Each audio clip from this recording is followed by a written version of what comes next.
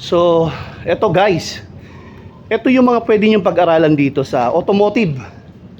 Dito ho yan sa Santo Niño. Ayan po.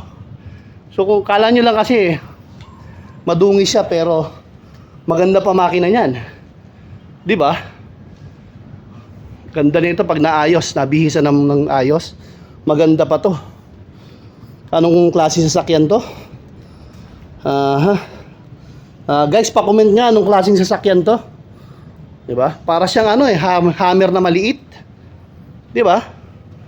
Yun oh, kita nyo naman po yung mga parts. Talaga naman. In 60 days talagang matututo ho kayo ayos ng sasakyan. Kita nyo po, ayan po yung mga spare parts or mga parts ng isang sasakyan. Talagang mano-mano, piece by piece, parts by parts talagang aaralin nyo para lang po recognize kayo kung ano yung sasakyan na hawakan nyo, aayusin nyo. 'Di ba? Alam nyo po kung ano kagad yung magiging diferensya or sira ng isang sasakyan. Ayun oh, si Mambi i-start. So, ito tignan nyo po. Toyota.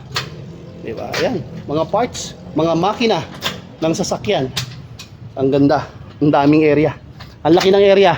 Ito yung parts ng mga motorcycle nila, ang dami oh. Sarap naman. And then ito yung isang sasakyan na pwede nyo rin pag-aralan. Ayan po. 'Di ba? So kayo ho, yung mga willing po diyan mag-aral ng automotive and then motorcycle, pasyal na ho kayo rito.